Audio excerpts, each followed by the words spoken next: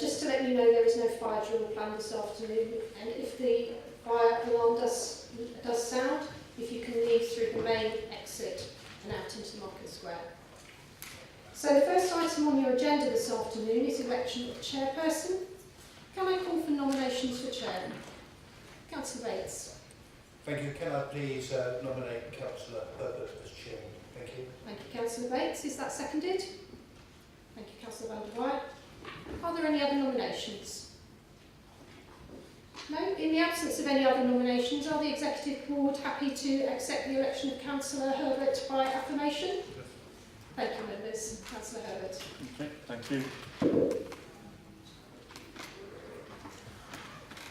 So welcome everybody to the Guildhall and to this meeting, which I'll use microphones, and I'm also reminded that if people do want to speak and just sit down while they're speaking, that they've got a microphone with a grey button, and you'll know if it's working, A, because you can hear yourself better, but also because you'll see a red light.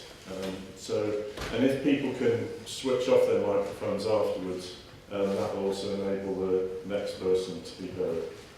So I'd like to call now for nominations for Vice Chair for the Greater Cambridge Partnership Board. And I'd like to use that opportunity to nominate Councillor Bates.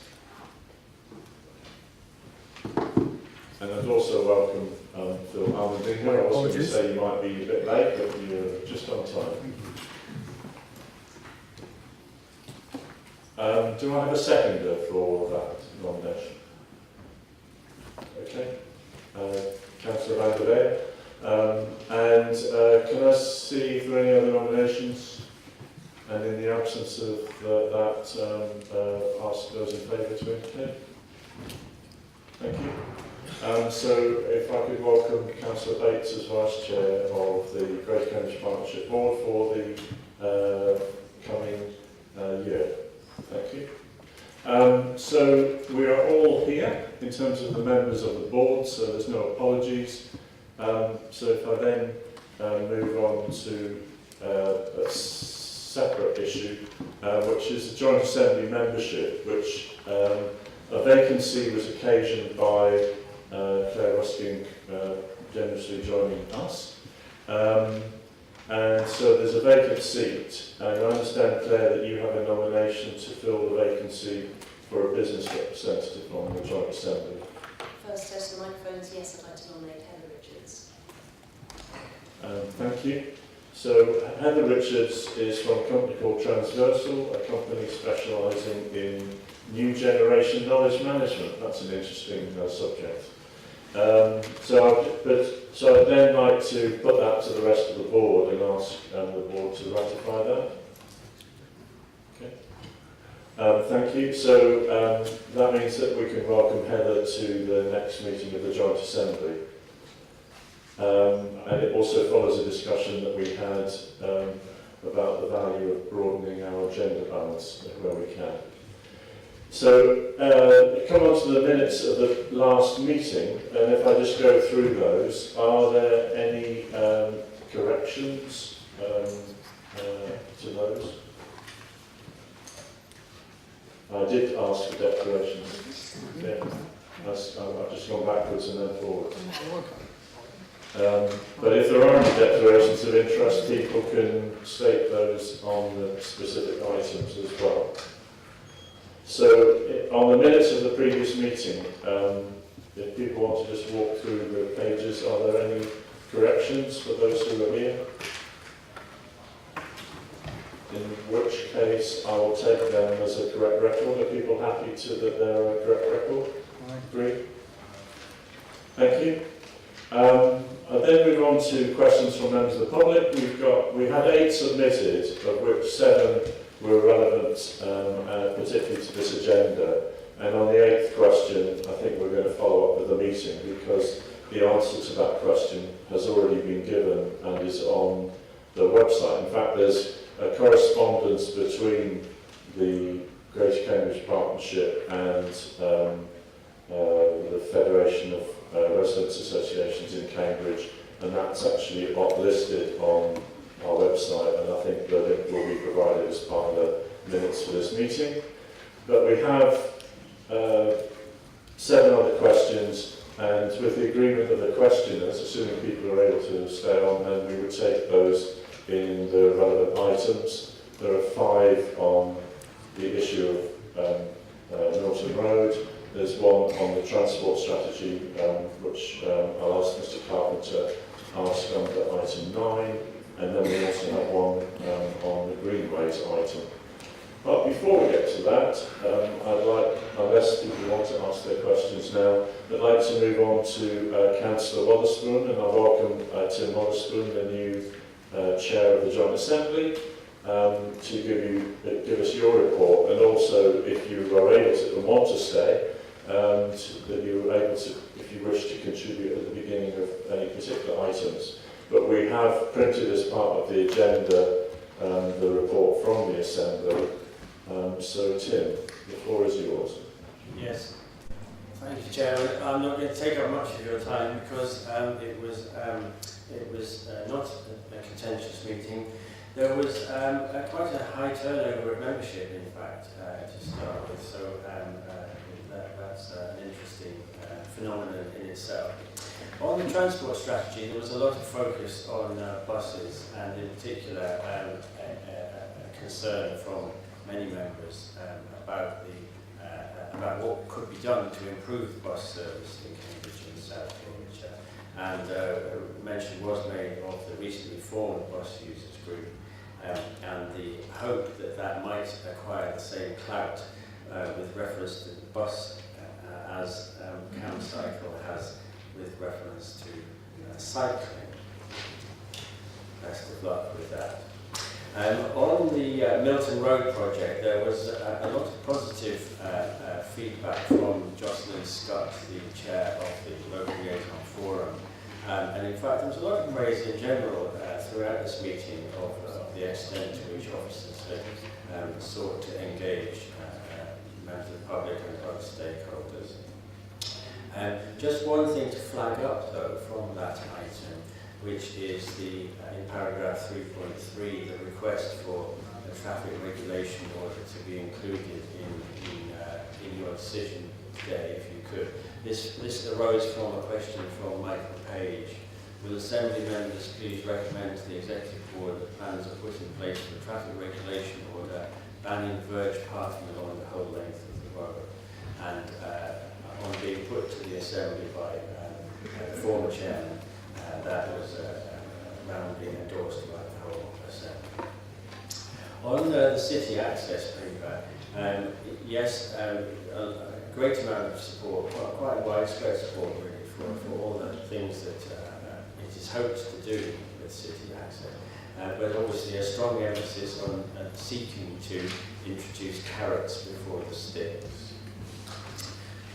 Greenways appear to be very popular, and in fact many of the concerns about greenways were more to the effect that there aren't enough of them soon enough. So that was quite an interesting discussion. On the South-East Transport study, again, there was a lot of positive feedback from Tony Orchie, the chair of the LLF there. Some concern that the core of that report was having to be postponed. And then just the usual widespread of interest in the quarterly progress report. And given that progress by Greater Cambridge Partnership is the subject of a fair amount of contention at the moment as to how much has been achieved in the past 3 years, not 4 years, I think occasionally we should try trumpeting more loudly what we have done and where we have reached in those 3 years. The final point I'd like to mention is that we heard earlier about one vacancy being brought up in the Joint Assembly. There is going to be another vacancy with the retirement of Dr. John Wells. And I think he's going to be attending the September Joint Assembly meeting, but after that we will need a replacement. Thank you. Thank you for your report, Councillor Waterspoon. So that included a proposal for a potential amendment to item 11, which we'll come back to in terms of issues of verge parking along Milton Road. But essentially, the issues that you discussed are on our agenda, and we've got recommendations against each of them. So, and I also note that both Jocelyn Scott is here, and we welcome you from the local liaison forum for Milton Road, and also thank Councillor Kevin Price for the work he did as chair of the Assembly before yourself, Councillor Waterspoon. So if we can then move on to item 9. So as has been our practice in terms of answering questions, we will make sure that the questions get answered, and it's easier if there's, in this case, because it's a specific question from Anthony Carbin, but when we come to the 5 questions, it will be my job as chair to make sure that those 5 questions are answered as part of the introduction to the Milton Road item by Mr. Blake. So if I can move to item 9, the Greater Cambridge Partnership Transport Strategy, a question from Anthony Carpenter. Just making sure I'm filming myself. Right, good afternoon, ladies and gentlemen. My question primarily relates to having lots and lots of fun with maps like this. This lovely piece of work, for those of you on the camera there, those of you here, this map is about 70 years old. And this was produced by Sir William Hawford in his plan for overhauling Cambridge housing and transport. And whenever I've taken this map to public meetings, people have been absolutely fascinated by it. And one of the things it got me thinking about, especially walking around town, is whether, as part of a current or future transport strategy, we could have big maps like this where we can get out our coloured pencils and pens and highlight where we think, for example, the pavements could be widened so as to improve things for pedestrians, because I think one of the concerns that was raised by Edward Lee in his previous question to you was that pedestrians and pedestrianisation seems to be conspicuous by its absence. So that's my query. Thank you. Okay, thank you. So I think, is Mr. Blake going to answer this question? Thank you, Chairman. So I've answered it if I start the paper, but I'll answer the question first because it relates primarily to walking and cycling and not public transport, which the rest of the paper focuses upon. Mr. Carpy, could you switch your microphone on? Just one of your 2 red lights. So the Greater Cambridge Partnership has a programme of work to tackle congestion that covers walking, cycling and public transport. One of the particular areas that focuses on walking and cycling. Feedback coming from someone. One of the particular areas that focuses on... We are going to replace this system shortly. Maybe nearer your mouth, I think. Try the next one. Try that one. There's pressure, 2 microphones. So one of the particular areas of work that focuses will focus on walking is the Spaces and Movement Supplementary Planning document, which we are funding and are working with colleagues on the City Council, and that will be coming forward over the next few months. So very much watch this space. In terms of, that's a closer or further away to chill. So in terms of the paper itself, focusing on public transport and particularly... Well, there's a particular issue about compulsory purchase. Oh, sorry, compulsory purchase. We have no plans to compulsory purchase private gardens to do with this. Right, you're off on the Thank you, Chair. So agenda item 9 focuses on public transport and the future requirements for the Greater Cambridge area over the next couple of decades. And this very much focuses upon trying to really bring to life what the needs are for the area. If you look at sort of paragraph 5, that starts and talks about the vision, which I think everyone will subscribe to in terms of we want an attractive public transport system that is reliable, that people can use, is frequent, integrated ticketing and the like. But I think this piece of work that is very much work in progress really wants to bring that to life with far more detail. So the two graphs I think are particularly telling on page 20 of your bundle. The first one very much focuses on projections for traffic growth between now and 2030, and that's saying that under all of the projections, traffic growth potentially is going to get markedly worse, potentially leading to an increase in traffic of about 25, 26, 20, 27%, which clearly will impact on everybody's journey to work, journey to school and the like. The second one very much relates, graph, to public transport, and is saying that currently we're looking at 13 to 14,000 commuters that regularly rely and regularly use public transport. And actually, if you project that forward to our needs, we're very much looking at a step change.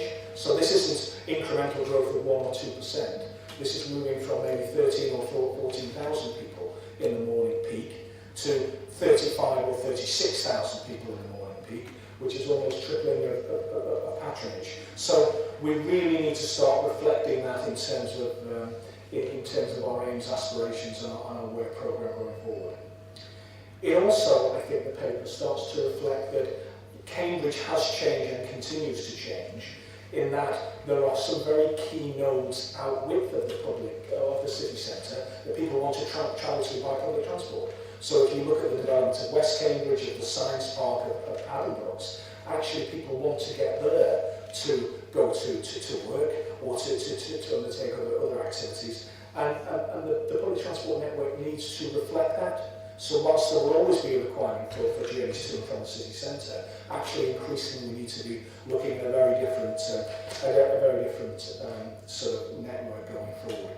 And I think there's a couple of maps on page sort of 23, 24 that just try and bring that to life in terms of if you're trying to get to Addenbrooke's, if you're trying to get to the Science Park, public transport's not terribly attractive at the moment.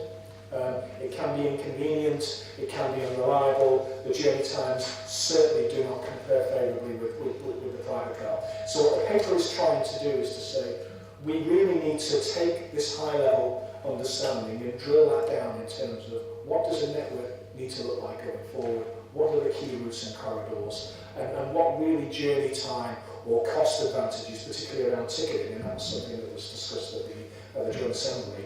What does that need to look like as we continue to develop and refine our work? And so the next step will be a further update of this report to the board chair. Thank you, Mr. Blake. So it opens up then to any points or questions from members of the board. Claire Ruskin. And I'm not going to use a mic, so if anybody can't hear me, I will certainly speak up more next time. Might be a good idea. Does that one work? Yes. Peter, I just wanted to say this is really useful as an evidence base. There are good points in there. It's very readable and it sets the basis for what we're doing. So thank you for that. There's just one small word that's wrong in the 9.7. I think we should have a from in it, 45 minutes from some areas of North Cambridge, I think. But very good paper. Any other points? Councillor Bates. Thank you, Mr. Chairman. The first actually is about the issue which I think Councillor Walston actually has identified, which was at the Assembly. I have attended in the past the bus users group, and it had both operators there, so it's quite crucial that both operators are present to join in discussions about buses and the bus users group. But also actually people come from much further afield than the Greater Cambridge Partnership, come from Huntingdonshire and also come from Haverhill and places like Royston. So my suggestion actually is that when you invite people like that, it would be sensible that they represent some of those other areas outside of the GCP area, because it is quite crucial in travelling long distance, which I think Mr. Blake has identified. It would be quite important actually to engage with those, because their views on buses is slightly different to somebody who lives actually in, say, Cherry Hinton. and I think we need to capture that. The second point I wanted to make is really on page 21 at 8.5.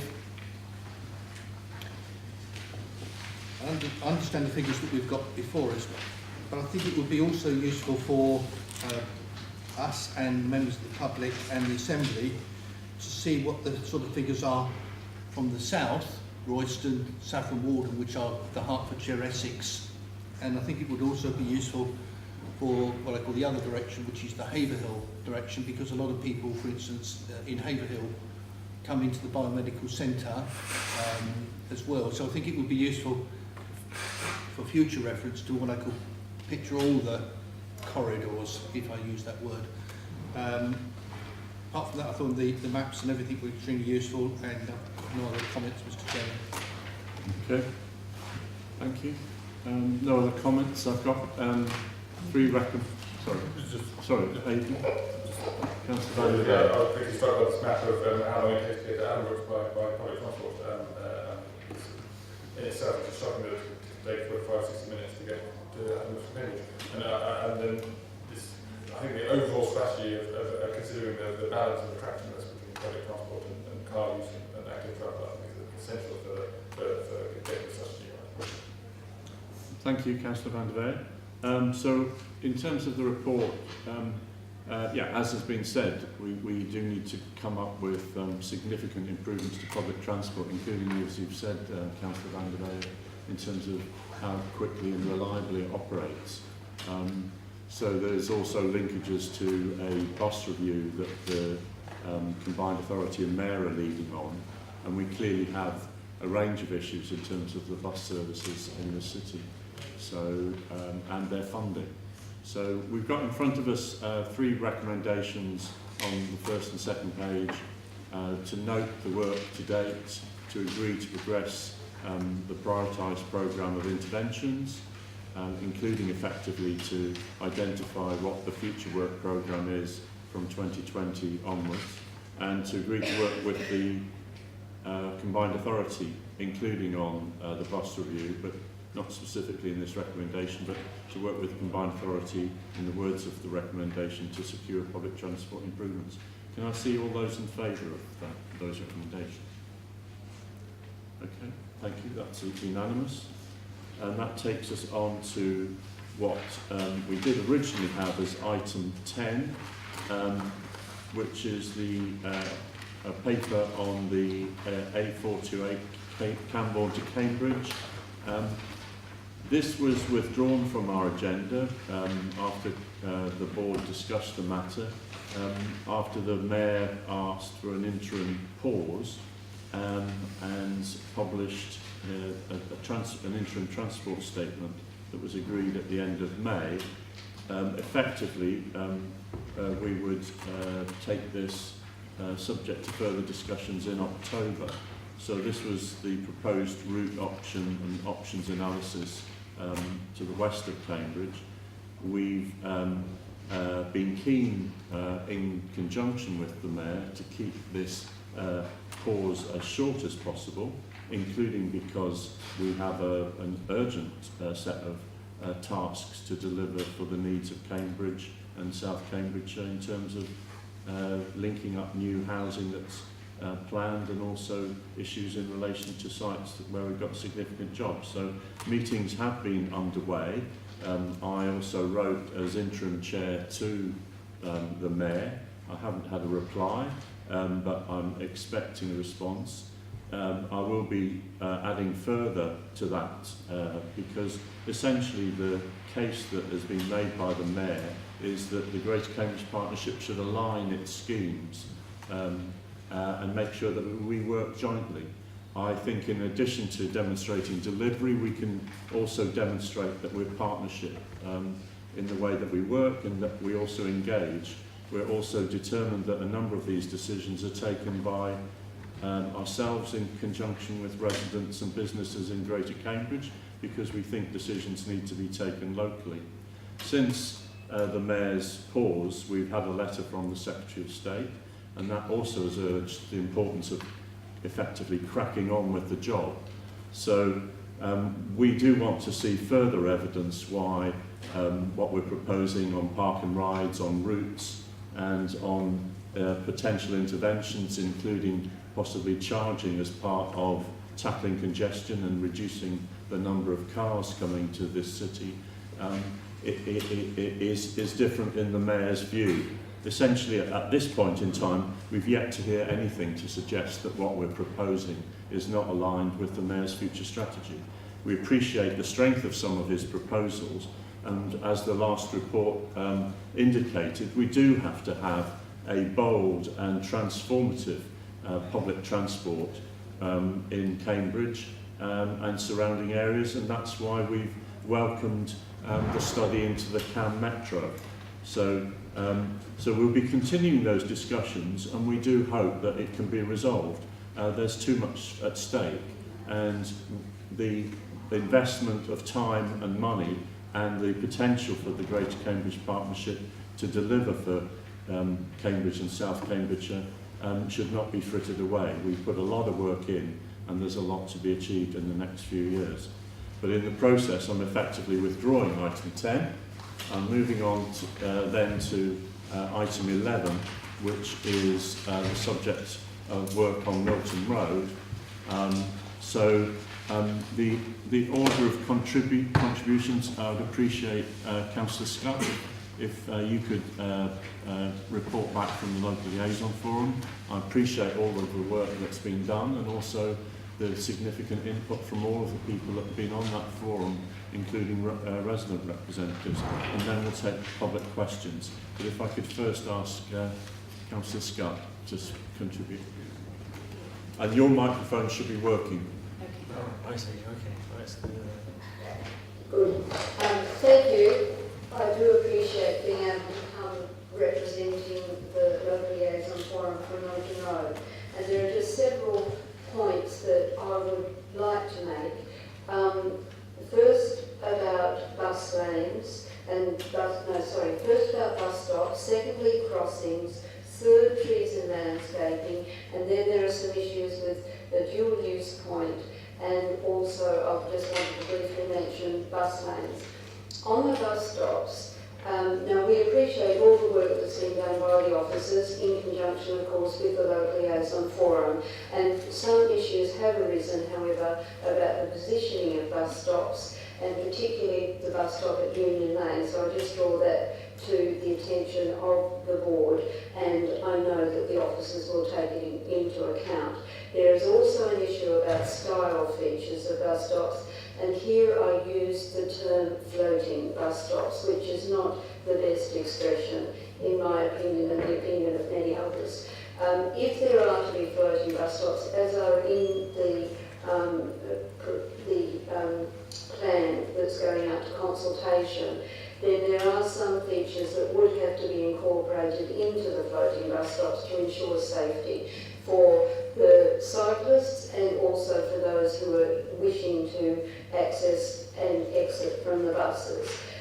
First, there's an issue about the change of surface leading up to the floating bus stop for the cyclists. There should be a rise so that when they come up they realise they're coming to somewhere where pedestrians may be crossing. The size of the platforms need to be such as to accommodate wheelchairs, and also the width of the cycle lane between the bus stop and the pedestrian footpath needs to be considered, so that it's not so distant that it's dangerous for people who are wanting to access the bus stop or leave the bus stop, or that they feel apprehensive, as some people do. Secondly, the issue of crossings. An issue arose about a crossing would be preferred at Downers Lane by some people, because these crossings need to be dependent on where most people live. There is a crossing at the present time factored in at Woodhead Drive, and people seem to consider that it would be better at Downers Lane. There's also an issue that's arisen about people coming across from Westbrook Centre into the other side of Milton Road, and whether there could be a crossing there. There are already two crossings very close, so that would have to be considered in that context. In terms of trees and landscaping, this has always been a really vital issue. And here I must pay tribute to Kenny McGregor and Diana Foley-Norman, the arborealists at the City Council, and it's clear that they absolutely do love trees. And when we were out on our excursion, and I thank the residents who came on that excursion, it was very clear, I think, that we in the Milton Road project are in good hands when we're in the hands of the arborealists here at the city, because I think that those who came would agree with me that it's clear that their intention is to ensure that any trees that are put in are trees that will be able to cope with the conditions, and they will be properly looked after, and we will have this proud avenue of trees down Milton Road that we have been promised. And with landscaping, we will be going out on an excursion up Milton Road with the landscape people and the officers from the Greater City Partnership and residents, so that we can all look at the potentials for landscaping there. And then just on this issue of dual use, this may actually arise because some people are concerned about the issue of dual use in that stretch of footpath going from Gilbert Road up towards the roundabout. Now, the reason for that being put in was because it was a concern that school children are frequent users of that side of the footpath, and that they wouldn't be expected to be our cyclists in Lycra, who of course move along very swiftly. However, other people have raised concerns about that, so that's one issue that really does need to be considered in the consultation. And the other point that I just wanted to make is that on the Gilbert Road corner there is a need for attention to be paid to where the cyclists come around, because they come round and have a potential to run into people who are waiting at the crosswalk there to cross. And so attention needs to be paid to that. And my understanding is that there are issues such as surfacing of the area there, which will ensure that cyclists realise that they're coming into an area where there will be pedestrians. Now, I just wanted to finish by a couple of points.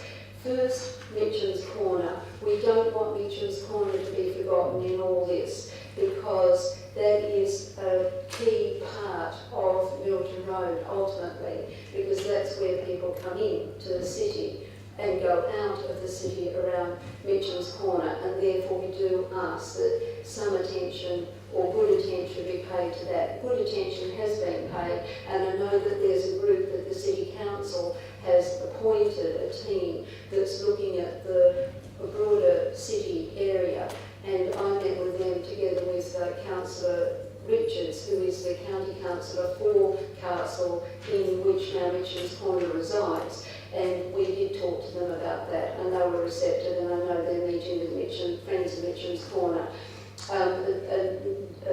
Another final point I'd like to make is that, and I'm smiling because there might be another final point after this one, but it is to say thank you very much to all those who have participated in this exercise. And we have been very fortunate because we've had city councillors and county councillors, each of whom has turned up religiously. It's been very rare that there have been apologies. We've had the Residents Association representatives, and that was a first. There had been no local liaison forum, in my understanding, that had representatives of residents associations before we actually pioneered that, and that's a tribute to the residents associations, particularly Milton Road Residents Association and Hurst Park Estate Residents Association. We also had the advantage of having a councillor who is from Milton, and therefore we did. I'm here referring particularly to Councillor Bates' concern, as expressed earlier this afternoon, that we have to also pay attention to the people who are coming in from outside, and so we had the advantage of having her. And yes, I do have one final point, and that is about the consultation. We want to have a consultation that is a consultation when you're actually having one, not the consultation that you have when you're not having one. And we need to ensure that the questions in the consultation and the way that they are framed is not framed in such a way that it leads inevitably to a position where somebody has to say yes or no. Sometimes there will be yes/no questions, but we need a consultation that really can actually factor in what the residents are thinking about the plans, what they're wanting out of the plans, and any criticisms that they have of the plans and alternatives that they might put. We hope and we know that because this plan has arisen out of the Residents Association's involvement with CamCycle, that it is a plan that has, generally speaking, resident support. And we know now that we have this bus users group and we have a pedestrian group, so therefore they'll be involved in consultation as well. So I finally say thank you very much for allowing me to speak this afternoon, and also for my being able to be in this glorious role of being the chairperson of the Milton Road Local Liaison Forum. Thank you. Thank you, Councillor Scott, and thank you also for all of the time and skill that you've put into this. So if I could just take the 5 public questions that we've got at the set to follow on from that, and then ask Mr. Blake to respond and to introduce the report. So the first question is from Eric DeVissa, and it relates to bus lanes. Thank you. It includes a small insert after paragraph 5. How many of you travel by bus along Milton Road? If you do, you will know that the majority of buses do not travel in the bus lanes. Like most people living in Cambridge, my main mode of travel is by bike. It is quicker than any other mode of transport. I know exactly how long it will take me to get to work in the centre of town and to any other place I wish to visit. A car or bus is very unpredictable, and I have to allow much more time. The latest plans for Milton Road show 3 lanes reserved for motorised vehicles, 2 which will be used just for cars and lorries. I cannot understand how this is going to reduce congestion, get people out of their cars and improve air quality. Previous city deal modelling showed that with 2 bus lanes along the residential stretch of Milton Road, bus journeys would only be reduced by 99 seconds. The problem does not lie here, but at the A14 roundabout, the Science Park area, and the centre of the city. What the residential part of Milton Road needs is not bus lane, but improved cycling and walking, which makes people feel safe and will encourage people out of their cars to use it. Our question to the GCP had to be in before the recent report produced for the National Infrastructure Commission, Running Out of Road by Andrew Gilligan, was published. This cites that the only way to deal with moving people around because of growth in Cambridge is to make a serious investment in cycling that links up to South Cambridgeshire and includes Safe Junction. It mentions Milton Road in point 131, which states, quote, some segregated tracks are promised, but junctions are not properly tackled. The priority is again to maintain motor vehicle capacity, and the worst junctions are outside the scheme altogether. Could the Executive Board discuss why we need a bus lane the length of Milton Road when it is rarely used even at peak times and is virtually unused at all during other times? It is a waste of space. Take them away and we could have 2 slightly wider traffic lanes and add smart signals for buses. This would allow improvements for cyclists and pedestrians, which could at last become world class. Thank you. Thank you, Mr. DeVissa. Can I take next the question from Barbara Taylor? And this relates to verges.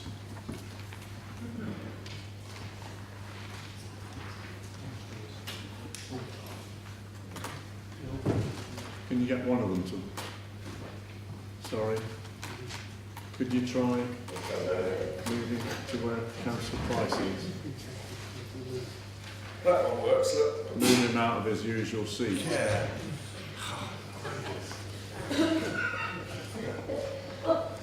Right. Okay, thanks. Sorry about that. Yeah, with my question, I did actually have an attachment, but I noticed that it's not actually attached. I just highlighted part of the documents, the large maps, because you can't really read them at the moment, but I've enlarged them. Anyway, Well, if so you could pass that forward, so hopefully you will have. we could maybe hand it around and you'll get it back afterwards. Thank you. Okay. Right. So I refer to the appendix A, showing the final concept design and the cross-section at EE, which, as I said, we launched that near Downs Lane. See the two attachments. My question concerns the grass verges. In this final concept design, a tree-lined avenue in grass verges is shown. A grass verge of 1.7 metres on the outward bound, and just for people's reference, the current verge at that point is 2.3, so you can imagine the width of it there. And the grass verge on the inbound side is down in the diagram as 1.5 metres, and again, the current width, when you're going down Milton Road, is actually 2.7, again, you can see the reference.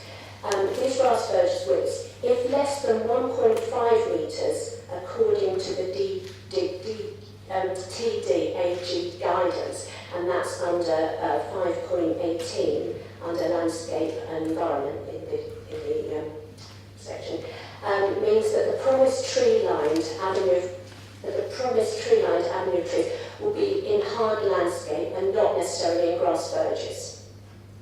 And I quote, "Whilst the final concept design indicates areas of verge, some narrow areas may be hard landscaped where their width is less than 1.5 metres in line with TDAG guidance.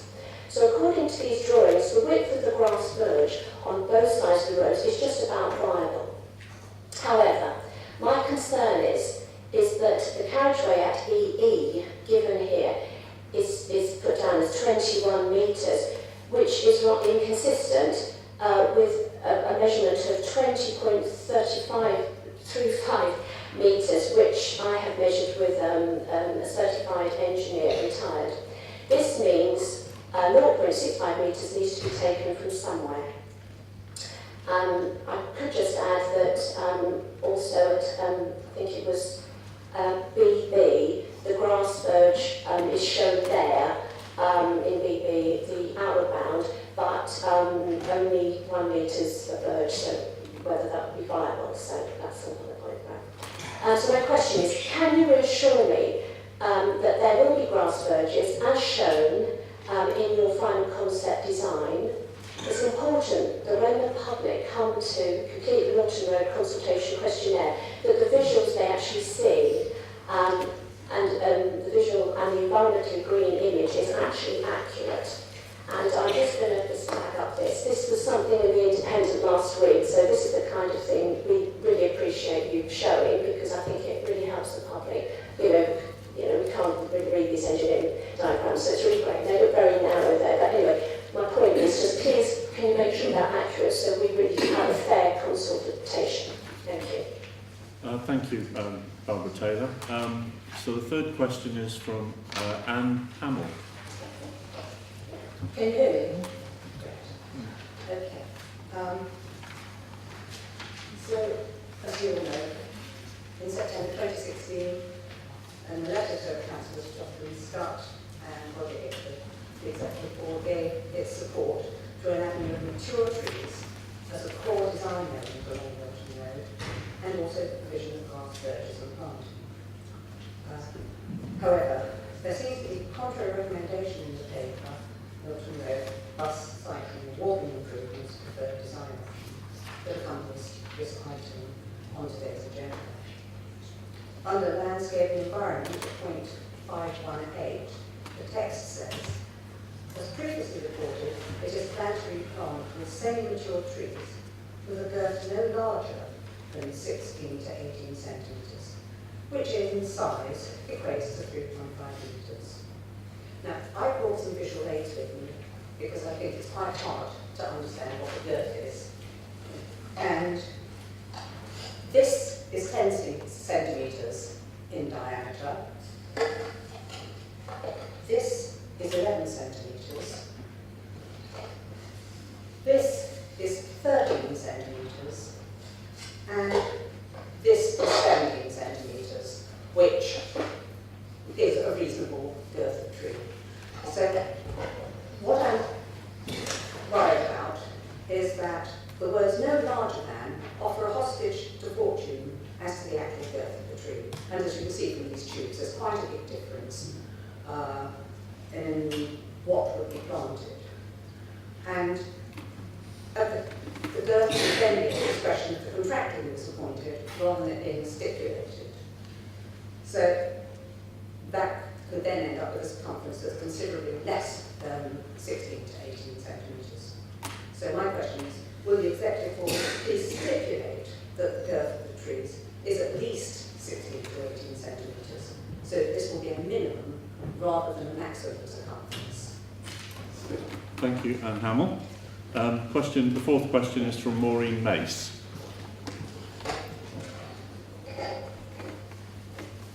Barbara had some pictures with hers. Did mine come through? I put a picture in with mine. Yeah. I actually included a photograph of some figures in metal sitting on a seat, which I think look really nice down to me. Well, we'll get it circulated to the board. Okay.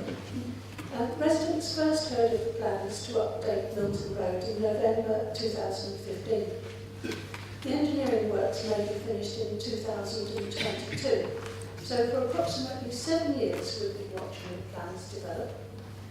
Now they're coming close to the final design, I'd like to see some kind of artwork or artworks on Milton Road to celebrate the new designs, paid for from the original budget of 23 million. The artwork should be chosen by the locals and appropriate advisors, and it could take the form of a sculpture where the residential area starts, or could be in the form of some kind of seating areas, perhaps with metal figures at strategic points along the road, such as King's Hedges Junction, outside the rail shops near Arbury Road, and close to the library. Not only would this give a sense of continuity along the length of the road, but would also be a place for locals to sit and talk. I have no idea how much something like this would cost, but I do know it would bring a lot of pleasure to those who live, work and go about their daily business in the area. So my question is, could a sum of money be allocated to artwork in the budget for Milton Road, please? Thank you for your question, Maureen. And the fifth question and the last in this item is from Richard Cushing. Thank you, Chair. May I start by saying that I actually find Mr Blake's contribution to the report, which was discussed earlier, to be very useful, and would have been good to have seen that 2 or 3 years ago, so that we could have had an overview of what the GCP were heading towards. The officer's report, which we're presently discussing, indicates that the benefit of cost analysis has been prepared for the Milton Road project, showing a very high figure. In July 2017, I asked that the GCP Assembly that reports of this nature should provide up-to-date information for the origin and destination of people who travel along the route. Present measured journey times correlated with model journey times throughout the day for all days of the week for motor vehicles, cyclists and walkers to validate the model, pollution levels presently and according to the model, and a prediction of the immediate effect on traffic flow of implementing the changes, together with a prediction of the effect in 2031. The response was that information would be available following an INPR survey. That survey was carried out, but lasted for only 8 days. The sites chosen did not relate to any other survey, and analysis appeared to be incomplete. My personal analysis shows many of the present problems are due to vehicles offloading, etc., and are not addressed by the proposed scheme. The county used to publish monthly traffic data, but this ceased almost 2 years ago, in September 2016. In the past, I found information upon which the Milton Road project is based to be misleading and incomplete. Please, will you supply the raw data the assumptions upon which the benefit cost analysis is based, and the complete computation of present figures relating them to further analyses, because I am aware that the method of calculating each benefit cost analysis has recently changed. Okay. Thank you for that question, Mr. Cushing, about the benefit cost ratio, but also the issue of the data. Thank you. So, Mr. Blake, I'll give you every chance to answer the questions, and if you mind that there's little bits missing, I might come back. Okay. So introducing the report on this phase of the Milton Road project. Thank you, Chair. I'll do a brief introduction and then I'll go through the questions, so that might be easier, certainly from my point of view. So this project is designed to promote walking, cycling and public transport along the Milton Road corridor. And I think as the chair of the liaison forum sort of outlined, that actually there's a balance going on in terms of making sure that we're promoting all of those modes, but also that corridor continues to move and function, both as a transport corridor, but also as a sort of community area.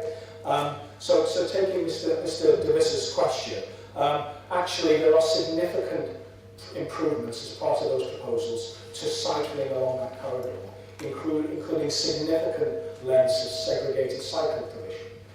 What the proposals also do is they balance that with improvements for public transport. So bus lanes are an important component in promoting public transport and giving priority and encouraging reliability of public transport services. And there are many people along that who use that corridor who don't live there, they travel along it and they use public transport to do that. So the bus lanes are an important component of this. We have balanced that along with the cycling improvements. And actually the proposals as they currently stand will seek to shorten the existing bus lane to make sure that it's better fit for purpose in terms of going forward. Regarding Barbara Taylor's question, I'm happy to provide that reassurance that there will be grass verges. Obviously, we're going out with the proposal will be to go out to consultation, but the proposals very much include grass verges as they've been highlighted on that side of things. I think if we're looking at taking the question around trees, myself and my team are not tree experts, so we're very much working with the tree specialists, which I think the chair of the liaison forum picked up from City Council, who are saying that a size of approximately 16 to 18 is the best chance of delivering the quality environment that we want. We will be guided by those specialists. So that's very much in terms of providing reassurance, hopefully, on that point. I think the issue of public art is to be welcomed, and we're happy, Chair, to work with partners to see how that could be delivered and explore taking that forward. And I think finally, in terms of the question of the details around the business case, we'll be putting the business case online. It does comply with Department for Transport web tab guidance, so hopefully that will provide the necessary questions there. In terms of the sort of report itself, I don't want to say too much because we've gone into quite a bit of detail, but there is clearly a balance that we are trying to draw here. We are in a constrained environment. We are trying to promote walking and cycling and public transport, and those things don't necessarily point in the same direction. And the floating bus stops, which I would personally concur is not necessarily the best title, but the floating bus stop idea is trying to ensure that priority is given to cyclists and they don't have to stop at each bus stop section. The County Council's done an awful lot of work on this with many stakeholder groups that has come to a design. And I think there are examples of this across the city, and the intention, subject to the consultation, is very much to replicate that, to ensure that we're providing access to the bus services, but at the same time providing as much priority to cyclists as we possibly can. The intention, Chair, is to go out to consultation. We will not be looking at terribly many, I hope, sort of closed questions, and we certainly want to tease out some of the key points, the shared space being one. And there are very clearly differences in opinion, but I think what we are trying to do is to balance the space that we've got to best effect. So the report is as outlined, Chair, and I'm happy to take any questions. Thank you. Could I just prompt you on a couple of the points that Councillor Scott raised? You've answered several of them, but there was some question also about dual-use pavements and that Gilbert Road access. And I may come back later, but I just think I don't know if you've got anything to add on Mitcham's Corner. It's not part of the current scheme, but I do think the point was made well on that, and whether or not we could look at just an update on what the future potential options are as part of the final report, not because it's going to catch up, but we shouldn't lose Mitcham's Corner as part of this study. No, I think that's right, Chair, and I met the friends of Mitcham's Corner quite recently on this. So we are working with City Council colleagues as to how we would take forward that as a package, but it is not part of the Milton Road scheme, and I would be hesitant in terms of Skull Creek. I don't think it's possible to jack it in at this stage, but I do think it's an issue which we did look at, and Councillor Bates and I did a good look and tour. I think part of our issue was the complexity of Mitcham's Corner would have been difficult to resolve in the same time scale, but I do think that we need to effectively record either by way of an additional recommendation or just to record that the board is going to continue to follow up the needs as part of the next tranche of funding. In terms of a couple of the other points, so shared use will be specifically asking people's views on that, and we expect there'll be quite a different, quite a broad range of it. And the crossing it down Downham's Lane, we are still looking to try and get in. There's a balance in terms of pedestrian priority along with the traffic movements, but I'm hopeful that we can progress the Downham's Lane crossings. I know there's been quite a lot of local feedback on that. And just being a persistent soul, in terms of a couple of other questions, there was a question from Richard Cushing just basically about the availability of the data. And I hope that we'll be putting all the data in the business case online, which is how we assess our schemes anyway. But the benefit cost ratio for this is in a range above 2.3, which is for a public transport scheme is really quite. And the actual traffic data that feeds into the business case. So if Mr. Cushing rings you up, you'll be able to get some answers about how you can access it. I think if he rings me up, I will certainly find someone who can answer the technical questions. Okay, thank you. Okay, right. So thank you for that and for the update on the report. I mean, we've also obviously got drawings on the proposals, and we followed it either being at the local liaison forum or by watching a film of it or by looking at the scheme as it progressed. Are there any questions that members of the Executive Board want to ask about Milton Road? Claire Ruskin. Quick one as always, Peter, this is good report, good progress. Just checking that lessons have been learned from Hills Road users, all types of users, and floating bus stops and other aspects of the developments there. Absolutely no intention to reinvent the wheel. So very much learning from that and rolling it forward. Councillor Bates, and also get your input as transport portfolio holder as well. Well, first is a question, because I couldn't find it, which is how many crossings, it relates to crossings, and how many of those are signalised and how many of them are not, because I couldn't quite figure that out in reading the report, because the reason I asked that is that the bus company spoke to me about the problems of the bus stops or the stops generally on the street, and I couldn't find an answer to that. So, do we know the answer? We do, and the man who does, it gives me a good opportunity to introduce Paul Vanderbilt, who's the project manager for this, and I'm reliably informed he's got the answer. So all of the crossings that are indicated on the plans are proposed to be signalised. What's that in total? It's the total that I got asked the question and I didn't have the answer. We've got the scheme on there. Okay, we'll have a look and we'll come back in a minute. Okay. Okay, one question. Okay. Councillor van der Veer. In terms of the content of the consultation, there's a couple of points I want to pick on. One, so just you could be asking specifically about the shared, people's views on the shared use, how that functions, and on the costings and where people want them, and that does really specific. The Assembly raised the issue of TROs on control verge parking. So verge parking, to have any verge parking at all will lead undermine the scheme, so it's necessary by some means we need to manage that, and whether TRO is the right thing. I mean, is that be included in some way, what people think of the issue, how can we manage, what the reduction in parking availability there was on the mobile, how that would impact people, will that be included in the conversation? I don't think we need to be going directly for that solution necessarily. So I think the intention of the consultation is to really not undermine or in any way not be transparent in some of the decisions that the scheme is requiring. Parking is a good example of that. So to deliver this scheme and the improvements for walking, cycling and public transport means there will be a removal of on-street parking, and that will be part of the consultation up front, explicit, and people will understand that.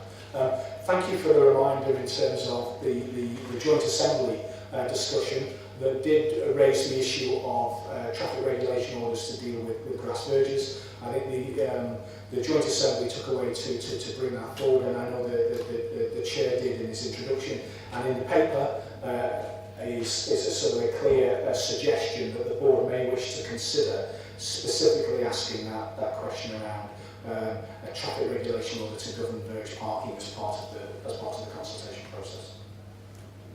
I'd like to, I know you're not an arboriculturalist, but I'd like to sort of quiz again on this issue of the nature of the trees and the semi-mature trees and the advice that we've had about what's the size that's best likely to thrive. What's to stop us being more clear about this 16 to 18 centimetres? Because I can see the concern of residents that if you mix that up with a sort of under that range, then 0 is under that range. Can we commit to 16 to 18 centimetre trees? To start off with, I am not a tree specialist, albeit I've sort of dabbled in this in previous lives. So I think the point was well made around 0 or 5 or 7 or whatever else.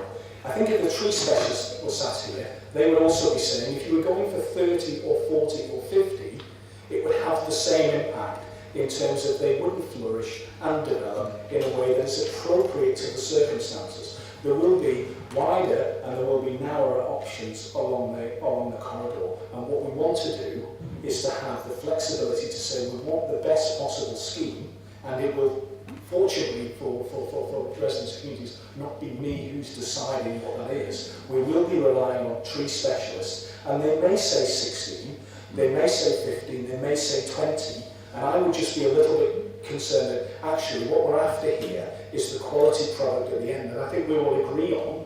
I wouldn't want to hamstring us in terms of saying, frankly, having people on site in yellow jackets saying, well, actually that's only 15 and a half, or that's 22. And I think as long as I'm trying to give that reassurance that we'll be delivering trees that will work and are appropriate to the site.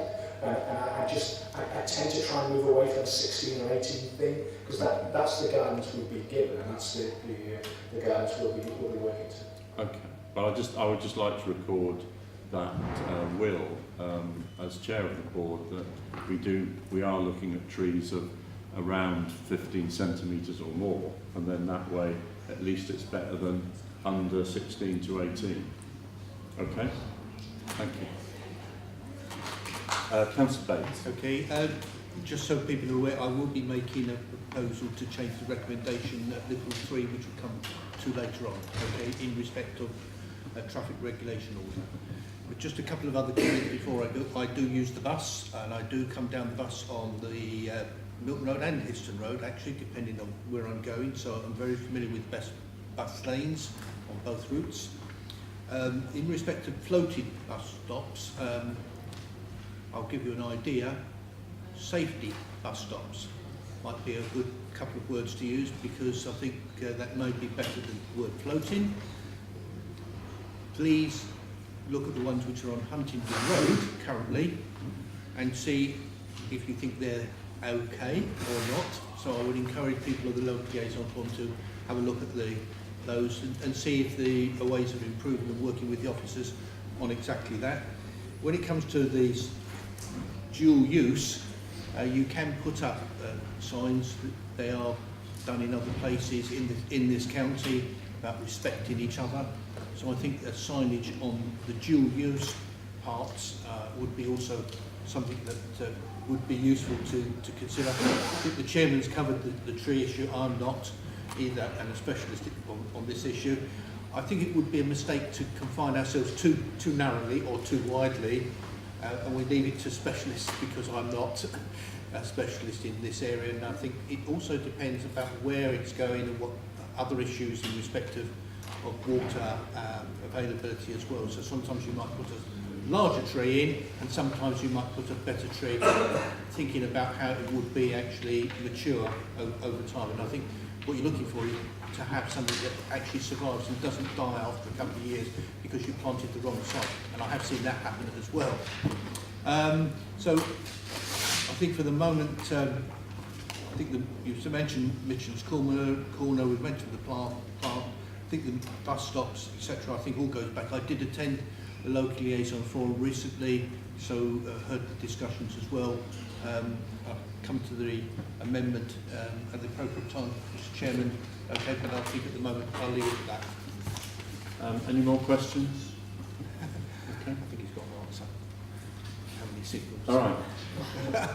Could you also, just as you're going to be speaking, address just some of the issues that Councillor Scott raised about the design of these, what did he call them? Safer bus stops. Safer bus stops, okay. That's a new word for you, Paul. So in terms of crossings, there are proposed to be 4 pedestrian crossings away from junctions, and they roughly match the existing crossings. Obviously, Peter's mentioned we are looking at another crossing down zone, possibly. That could mean either moving one of the crossings further down or putting an additional crossing in. And then, obviously, all of the junctions, which are now signalised, also have crossings, and that includes 8 further crossings, so 2 on each junction. Okay, thank you. In terms of the bus stops, yeah. We have had a meeting with Jocelyn and Jerry Bird and the guys from the cycling team who have done a lot of work to have improved the design of these bus stops over the years. So we think that we are well aware of some of the issues that people have. And some of the main issues include the width of the bus stop. So there has to be enough width on the island for people, especially people in wheelchairs, to disembark from the bus. So we're aware of that width, and kind of the minimum width guidance that we have is 2.3 metres. So we're looking to design slightly above that if we can. And then the other issue that people have is actually crossing the cycleway. So a lot of people have, there are a number of people who feel that there isn't enough to slow cyclists down, so it's kind of difficult for them to cross the cycleway to get from the pavement to the bus stop. So we're aware of that issue, and we're looking at possible solutions to address it. Okay. Okay, I'm sure it's going to get raised in the consultation. So thank you for those answers. Any other points people want to make? You've mentioned, Councillor Bates, that you had an amendment. Indeed. I've got it, but I'm not sure. I think they're going to send it around, so we could just get it sent around so you can see what I'm going to suggest. Okay. For those that have got the papers, it's on page 29 of the papers. That's item 11, and it will be a little 3.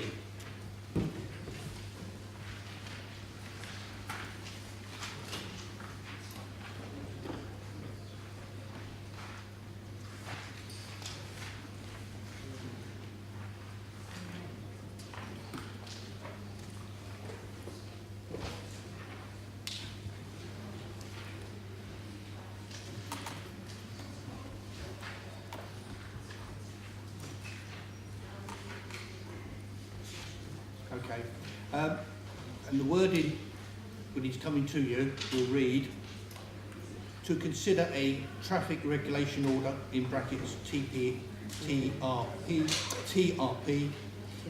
TRO, get the right, in respect of parking on verges in Milton Road as part of the consultation on this scheme. So it will become part of the consultation, and that will be a change recommendation at little 3 on page 29. So that's my proposal, Mr. Chairman. So we've got a third recommendation. So can I see those in favour of that as an amendment? I wanted to ask a couple of questions, but... sorry. Ask it. Well, this is your president is part of the consultation. This is a consultant on this. Yeah. I just don't know what other options there are. Personally, I'm a pavement and verge parking hardliner, so anything that will prevent it, but with other options and sort of first thing. If it's just being part of the consultation. My suggestion is it is part of the consultation, so if there are other suggestions coming forward, then obviously that would be part of the conversation. But essentially, that's what the Assembly talked about, and that's what the Assembly also was recommended to us. So it just follows on from what the Assembly were actually saying. It may not be the outcome, it may be the outcome. Am I allowed to interrupt? Sorry, I think it should say in respect of no parking. No parking. Yes. As it's going to be part of the consultation, I think my view would be, well, let's see what the consultation says. Well, because it'll all get teased out, I would imagine, at that point when people say, well, what are the options, what are the choices, what do we want or what don't we want? So I'm flexible. But I think the proposal is, it does relate to the control of parking.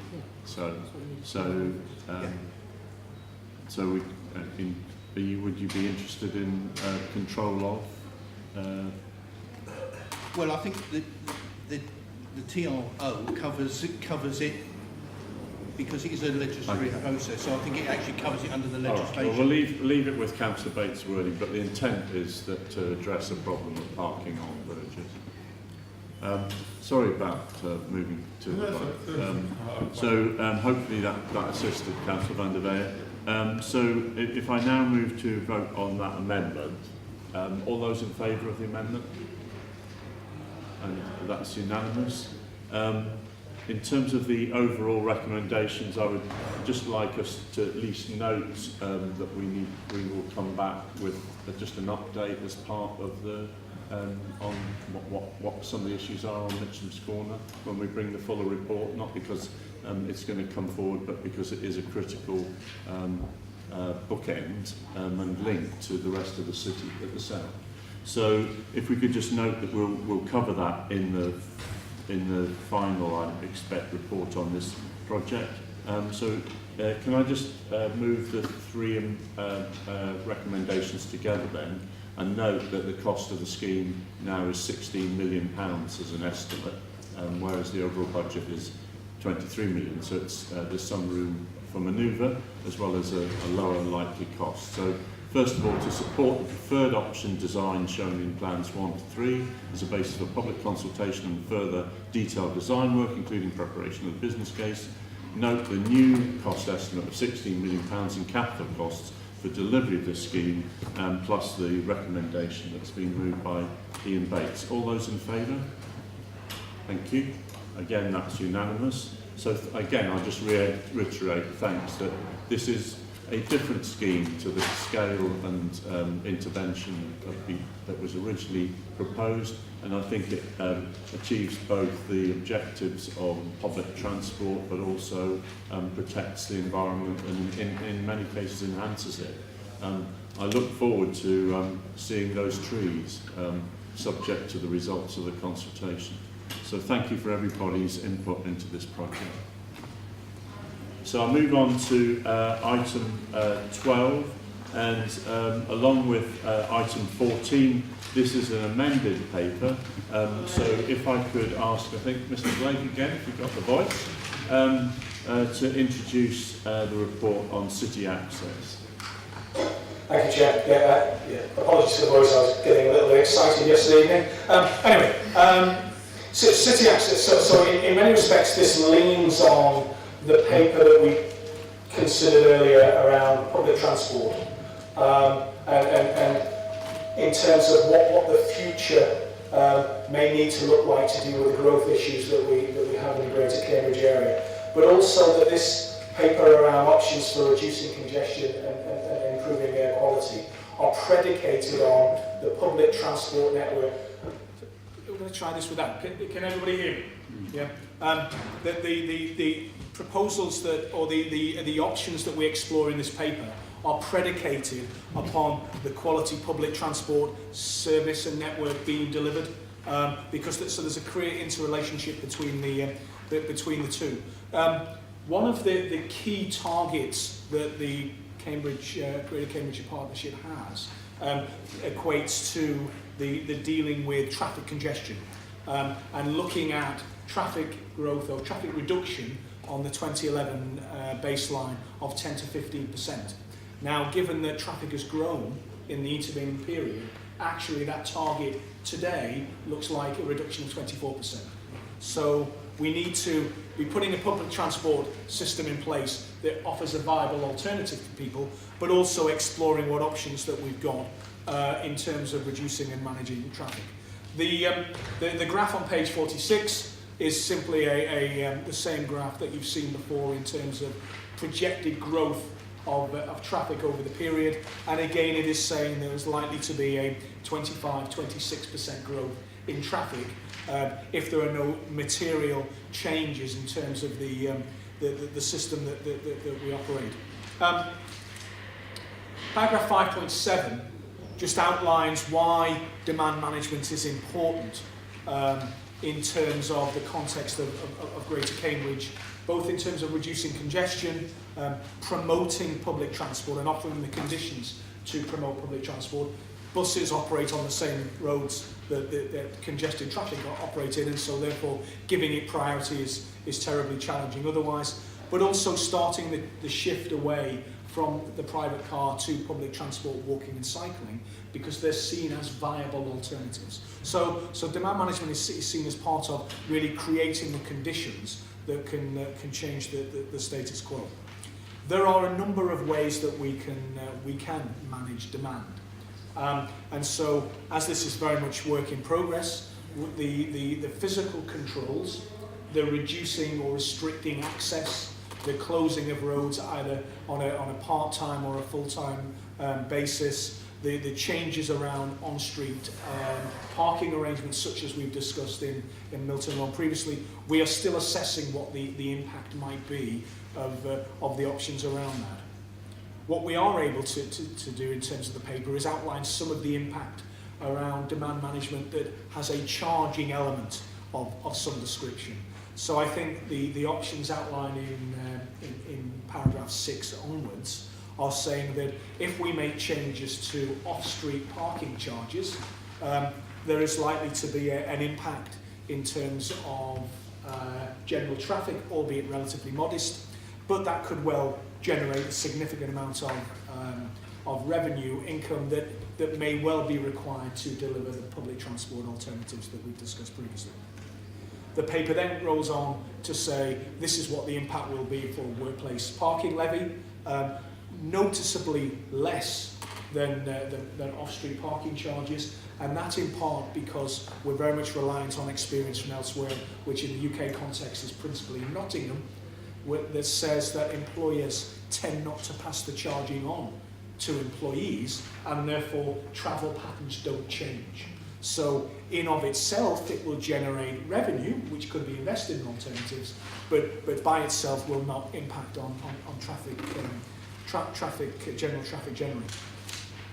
The next two potential alternatives around pollution charging and intelligent charging relate very much to the details of the individual scheme. So how broad an area, what the charging rates are, whether it's part-time all the time. And I think the general difference in there is saying that a pollution charge, such as has recently been introduced in London, would offer some quite marked congestion benefits, but because it's related to vehicle type, or certainly what's coming out the back of vehicles, then that benefit might be quite time limited, because what we can expect is vehicles are getting and will continue to get markedly cleaner over time. So a pollution charge will generate some revenue income in the shorter term and will generate significant decongestion benefits, but over time they will reduce because there is a general transition to cleaner vehicles, which will ultimately get to electric vehicles, and therefore, whilst we would capture the air quality benefits, we would embed a congestion benefit. An intelligent charge, which is maybe a charge relating to prevailing road conditions around congestion levels, peak time or whatever else, would have a sort of more long-term impact, because it's far more focused on sort of congestion. I think in terms of the issues that were raised at the Joint Assembly, they rightly highlighted that this is very much work in progress, that there are a whole host of issues wrapped up in this. Equity issues particularly important, so you can see how there's an equity issue around the geography, around income levels, particularly relating it back to public transport and what public transport fare levels are and how the two interrelate. So these things really need to be understood and really related together as we continue to develop our thinking on this. Nevertheless, this is very much a sort of an update on the work that's been done at present. And I think certainly around the physical measures, and also refining our understanding of the linkage between charging and public transport, that's work that we would anticipate taking forward and report back to the board in due course. Thank you, Chair. Thank you, Mr. Blake. Any questions or comments? Question? Comment? Yeah. I was just going to say that very much welcome. Could you speak up a bit? Sorry, could you say that? Very much welcome this paper.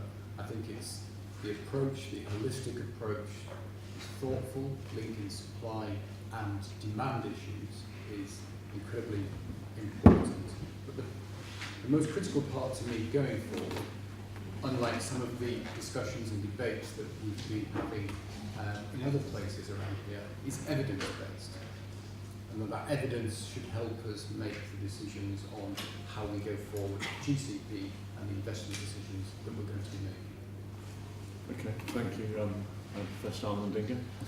Councillor Aidan van der Leyen. I'm not sure you're the microphone, so I speak quite quietly.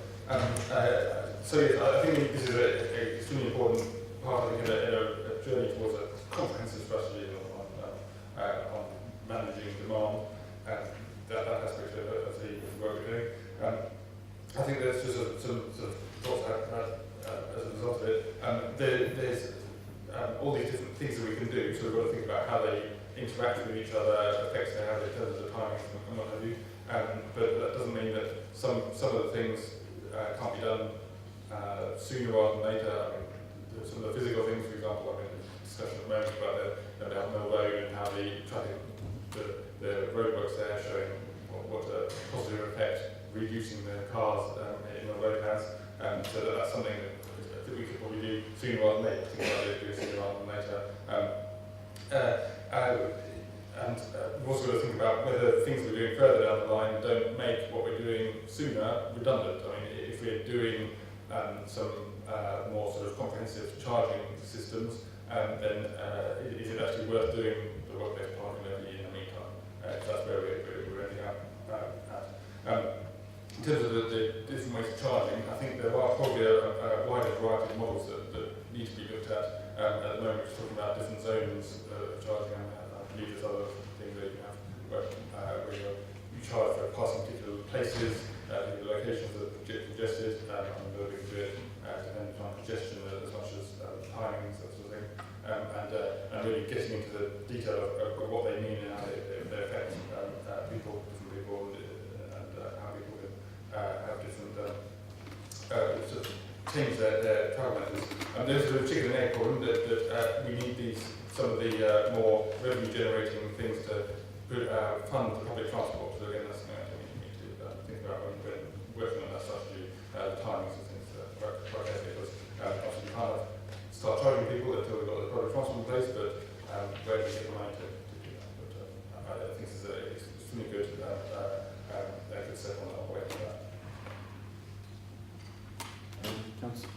Claire Rusty.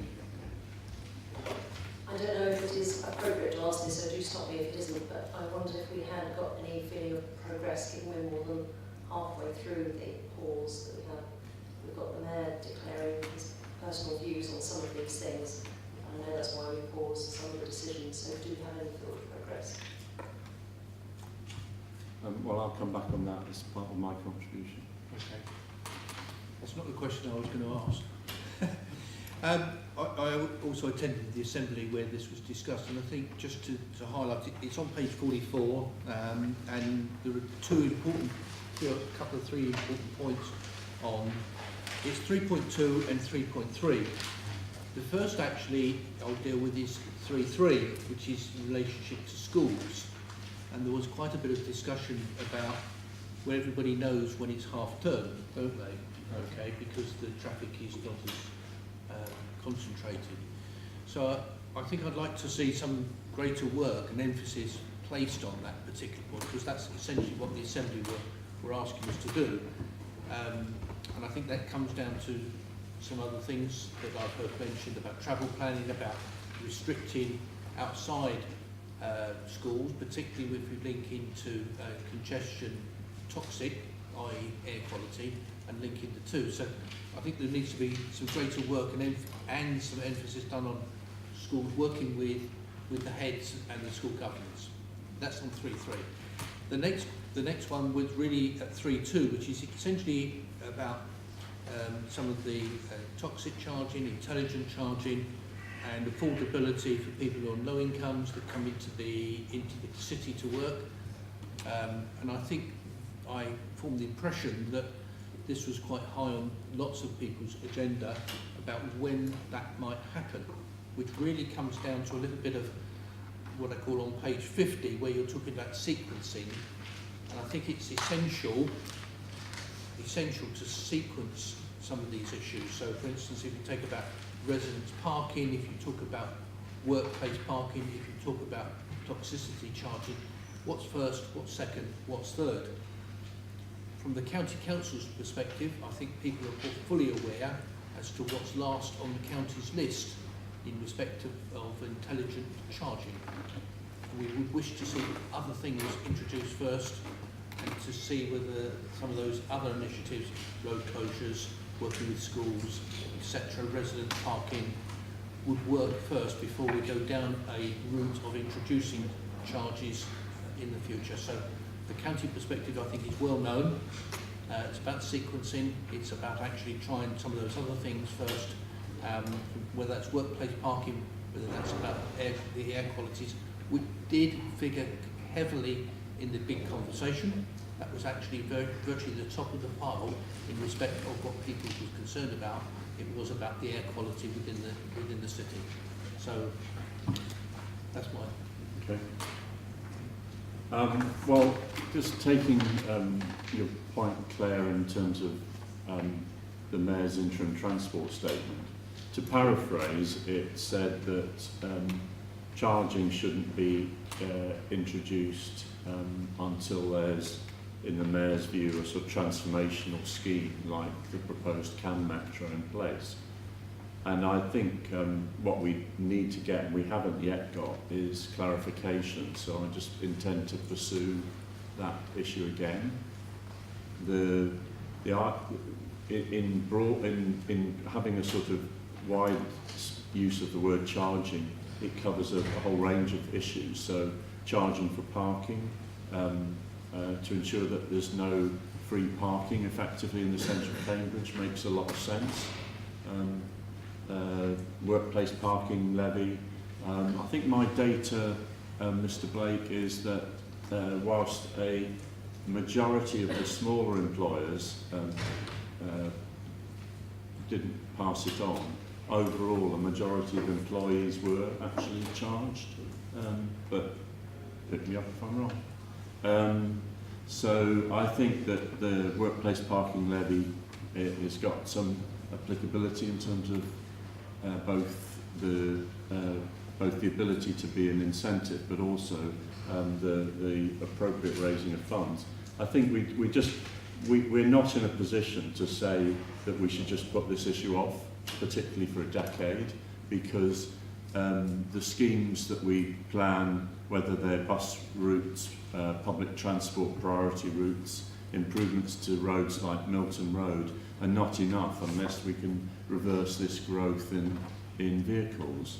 So we do have to look at each of the charging options, as well as address issues of equity, which was raised by Councillor Wotherspoon and Ian Bates. It is the case that quite a large number of people have effectively had to leave Cambridge, not out of choice, but because that's the only way they can afford housing.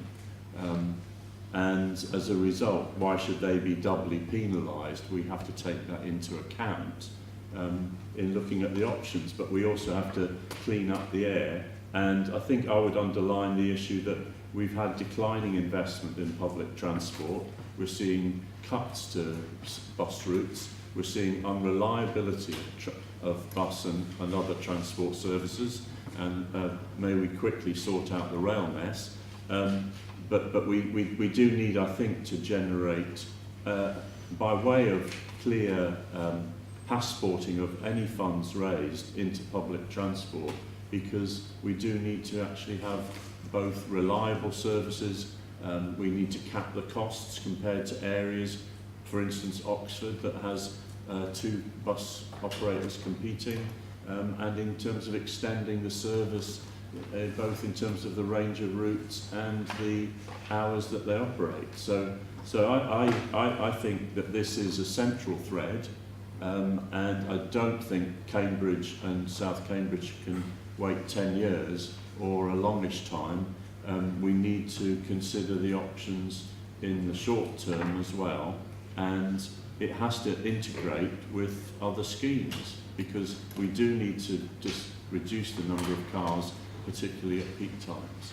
And we need to work with employers, because travel plans for places like the biomedical campus and other main sites like the Science Park, West Cambridge, North West Cambridge, other sites are critical. So I think we've got to be progressing with proposals. And unless we hear a clear reason why congestion can be sorted out in the next 5 years by a different route, this has to be part of the solution. So we've got 2. You want to? Yeah, I think just to add, because I think one of the issues, and for those that members of the public, they might like to look on the County Council website on the 12th of this month, when a report will go to the E&E committee. I'm chairman, Councillor Wotherspoon is the vice chairman, where we are going to continue to support the bus services which were withdrawn by the 2 main bus operators. That's across the county, by the way, but that only, and I stress only, goes up to the end of the next financial year. I think the writing on the wall is then that it goes to the combined authority, who have this responsibility. So the county council will pick up the bill in plain English until end of 2019. End of the financial year. This financial year. And that's what the report recommendation is going forward. After that, I think there's lots of questions. I need to just bring that to your attention, because some of those subsidised routes are in Cambridge, which are well known, I'm sure, to lots of people. So at the moment, the County Council's investing a reported 1.7 million. We are well overspent. Yeah, okay. Well overspent. So you're investing in excess of 1.7 million yes. per year in supporting public transport, and you're asking others to sort it out after the end of this financial year. Correct. It's over 2 million at the moment. It's not 1.7. It's over 2 million. Okay. I left the papers in the car. Okay. So I think that we, whilst there are issues about moving costs from one part to another, and we appreciate that decisions are hard given the risks to social care, we do need to progress this issue in the autumn so that there isn't a risk to some of these essential supported services, as well as work with existing bus operators about what their future plans are, and link into the bus review, which I think is due to report certainly before the end of the year. Yeah. I In the autumn, I think. In the autumn. And I haven't heard the Mayor offering to support bus services, but maybe that's going to be a question he's going to be asked.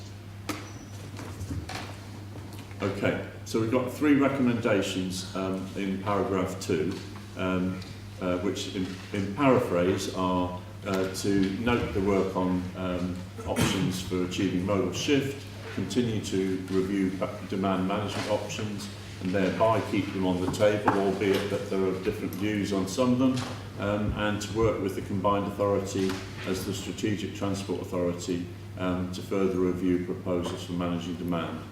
Can I take the vote on it? All those in favour? And again, that is unanimous, and thank you for the work on this. So we then move on, and we're on to item 13, which, as Councillor Wotherspoon enthusiastically said, is a much supported project for improving access, including by bike and walking into and through South Cambridgeshire. Can I ask for an introduction to this? Yeah, so first of all, if we can take the question from James Littlewood of the of Cambridge past, present and future. Thank you. Thank you, James. Through correspondence that we've had with Mike Davies, we understand the proposals for the Greenway Quick Wins, which are in this report, include the widening of paths, which will result in a loss of green verges. We would expect that a Greenway project would mitigate for the loss of green by creating compensatory green habitats either on site or in nearby locations. This would inevitably increase the cost of this project. We're asking whether the board or the relevant officers can confirm whether their cost estimates for the quick wins include sufficient funding to pay for this mitigation, and whether the intention is to provide such mitigation, given the planning commission will not be required in most cases. If this mitigation is not included in these figures, and Cambridge past, present and future would urge that this is done before any approval is given. In principle, we support the concept of greenways, but they should be genuinely green, and we would expect them to result in net benefits of green space and biodiversity, not a loss. Thank you. Okay. Mr. Blake. Thank you, Chair. So just in response to James, we agree, and the mitigation is included, and we would expect that to happen as the scheme goes forward. This short paper, which the Chair of the Joint Assembly outline was well received when we went to the Assembly. Essentially 2 parts. One is a general update on the work on the greenways to date, and bringing to the board's attention that we're about to commence with the detailed consultations to come forward on the 12 routes with the final set of proposals. But then also seeking approval for quick wins, which James sort of outlined are intended to be short wins along existing paths, areas that are unlikely to require a sort of planning consent, but dealing with pinch point issues and the general standard of greenways, but really to get on site and deliver as soon as we can realistically do that. Thank you, Chair. Thank you, and also just as a note, we will, as we normally do, give a fuller answer in writing to each of the questions so that you've got an answer to the question. On greenways, the proposal for the £500,000 allocated for these 12 routes, and a list of quick wins in the report. Any questions? Any comments? Well, just as an observation, I think it went back to the discussion at the Assembly, which I think is actually on the map on page 71, is to have a comprehensive map, because there are lots of cycleways in the city which are currently used, and therefore it would give a better picture as to what we're trying to achieve, which is actually linking some of them to existing, etc. So I think a very comprehensive map of what we've actually got would be most useful for the general public. It's just an observation. No, that's entirely right, and that's in hand. So we're talking about quick wins on the route out to St Ives, Sawston, Waterbeach, Fulbourn, Horningsea and Comberton, and about £4.6 million. Okay. All right, in the absence of any questions or discussion, can I see those in favour of this? Thank you. Unanimous, and yet we recorded votes of councillors, but we encourage obviously a vote of all of the attendees. We'll then move on to item 14, and I'm not aware that Tony Orgy is here, who's the chair of the local liaison forum. But if he does come, then we can give him an opportunity to contribute. So if Peter Blake introduces the item 14 on the Cambridge South East Transport Study, again there is a further element to this report. So what you have in here is the analysis of the consultation on the route options, and I'm sure Mr Blake will say more of those on that, and also again some measures that we can get on and implement, including because the A1307 is in need of investment anyway. So Mr Blake, if you can introduce it, and then we'll see whether Mr Orgy joins us. Thank you, Chair. So A1307 corridor in from Haverhill to Cambridge, I'm sure won't need any explanation around the sort of heavily congested and the problems we have, particularly at peak times. This report was originally going to feed back in terms of the consultation and what the plan was going forward for the big picture interventions. That has obviously been wrapped up as part of the pause with the combined authority, and at the moment the plan is to bring that back after the pause in September, October time. So whilst you've got in front of you the consultation feedback, which broadly supports intervention, particularly in the shorter term, the focus of this paper is the shorter term measures. The paper outlines, particularly in point 5, around following the consultation, we've made a few changes to our proposals, really to reflect that in terms of areas that were not widely supported, such as some of the changes to cycle improvements around Newmarket Road, Babraham High Street, and particularly the Dean Road Junction. So the proposals have been reflected to deal with that. From para 512 onwards, we really outline what the short-term improvements are in terms of enhancing public transport, particularly improvements at the Babraham Road Park and Ride side, but also upgrading the traffic signal system along the corridor at Linton Village College. These are very much planned for delivery this summer, so working with County Council colleagues to get on site and get them delivered. And then para 521 outlines a medium-term package across walking, cycling and public transport improvements along that corridor that we'll deliver in subsequent summers in partnership with the County Council. As I said at the start, we'll be coming back for a further report in front of the board for what the bigger picture intervention is in terms of the wider public transport improvements along that corridor. Happy to take any questions, Chair. Okay. Any questions first? Any comments you want to make, Councillor Bates? No, I support the recommendation of phase 1. I just want to request, actually, can you communicate that decision, please, to the MP for Haverhill? Okay. He's taken a great interest in this particular route. Okay. Bear in mind he's Suffolk MP rather than the Cambridge MP, so if we could just tell him what we've been proposed on the quick wins, would be much appreciated. We're certainly a regular sort of dialogue with the Haverhill Forum, yeah. And we attend that on a regular basis. Thank you.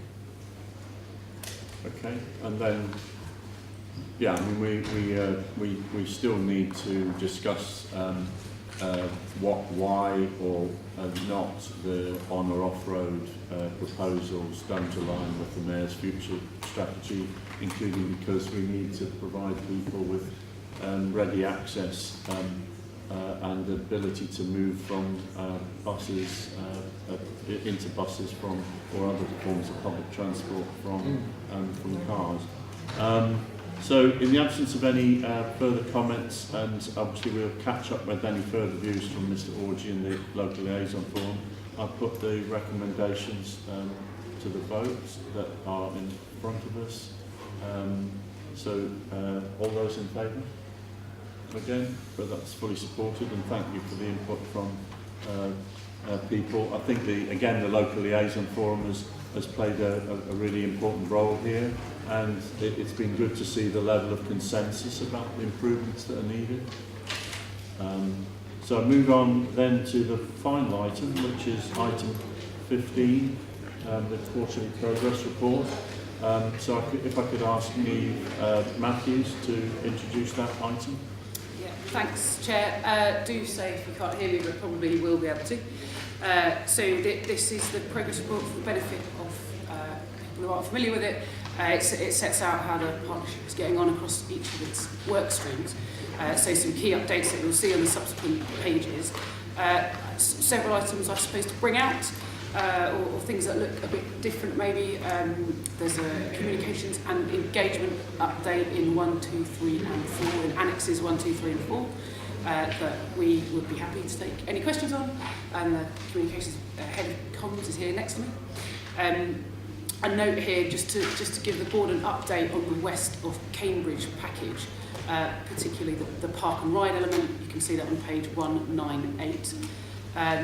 We're also asking the board to endorse an extension to the skills activity that you've been funding over the last couple of years, as an interim step before we appoint an organisation to do a more significant piece of work for us on apprenticeships. 2.4 is a contribution to work with partners to get folk from Packworth to Cambridge in a sensible way before we have a more long-term solution. And 2.5 is about housing and about looking at a couple of schemes to invest in sites to see whether or not we can bring forward affordable housing that would otherwise come forward. So happy to take any questions or provide any further updates if anyone would like it. Okay, thank you, Neve. And also I note the very patient Chris Mallion sitting here, who must be available if anybody asked any complicated finance questions, but I'm sure doesn't mind, is ambivalent about that. Thank you, Neve. Any questions on the paper and the proposals before I then look at each of these individual points and recommendations? Councillor Bates.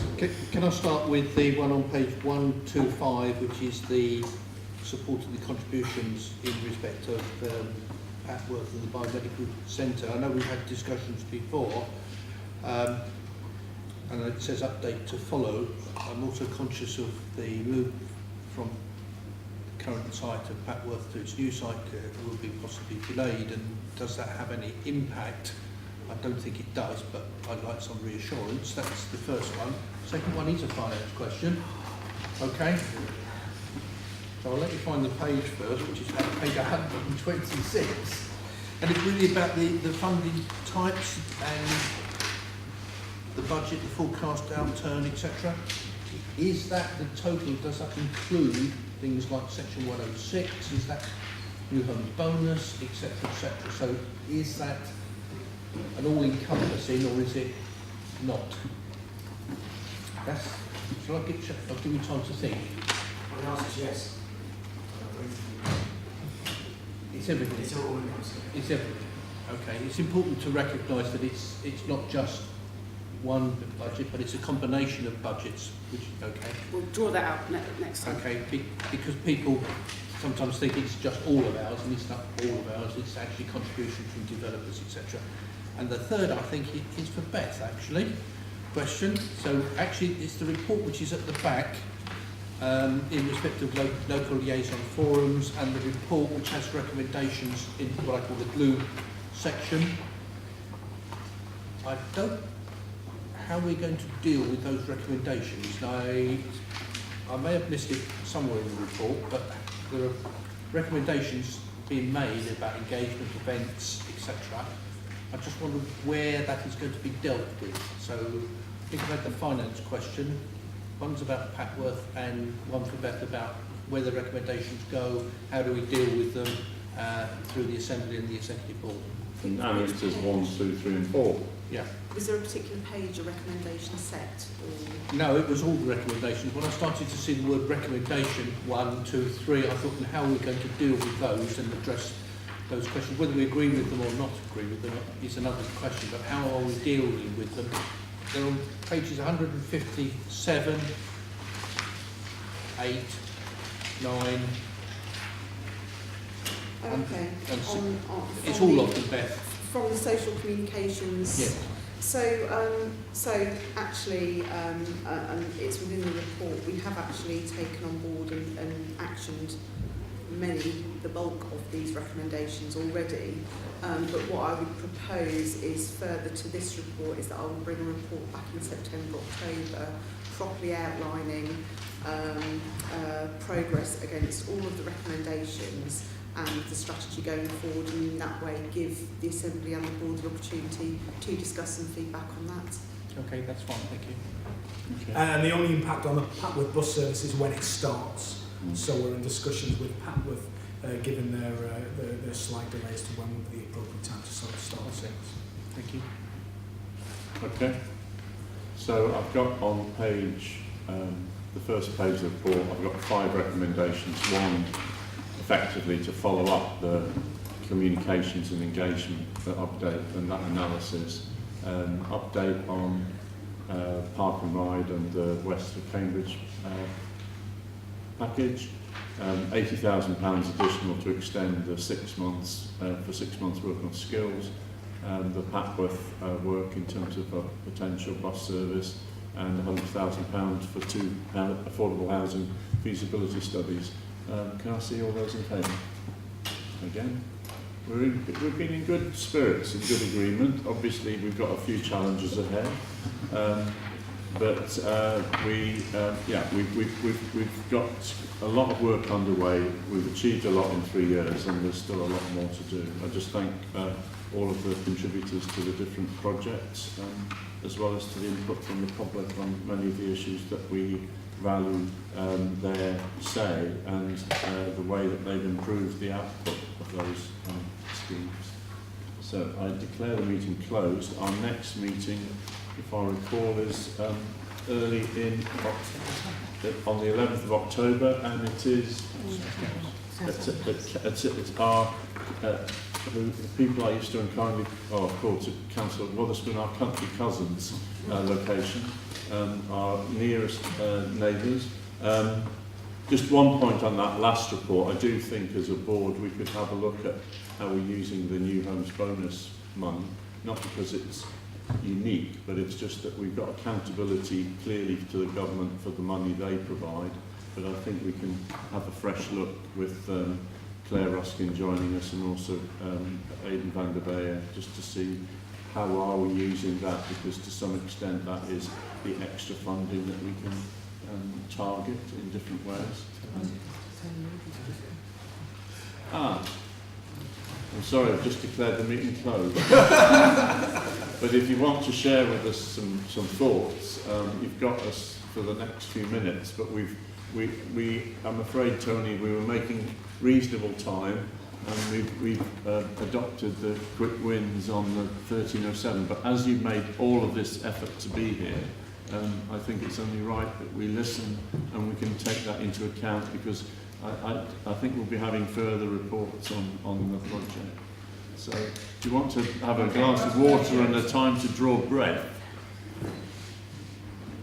I think you might have to move forward to the next row.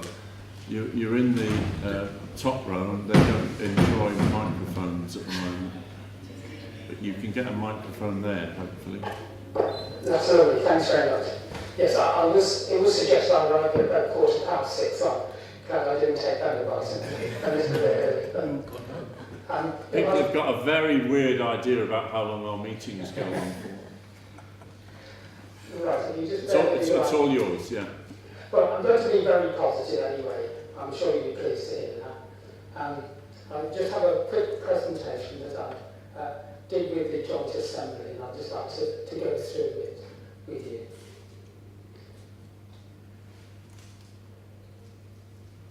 Won't be a minute.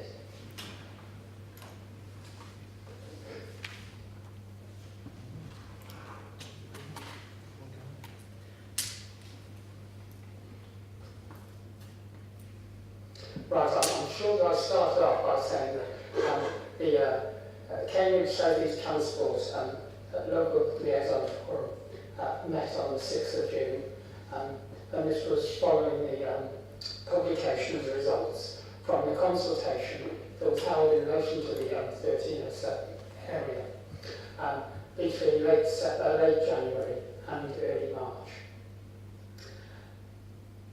At that meeting, that is the 6th of June meeting, it was made clear that there had been a pause in terms of looking at the broad strategies going forward. So the consultation consisted of two parts, one of which was the various strategies between basically the Cambridge Biomedical Campus and 4 Wentways.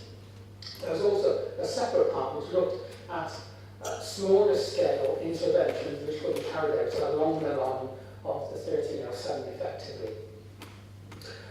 When we saw the results, we did note that in all the cases, for all the 17 interventions along the 1307, there was more support for any intervention than opposition.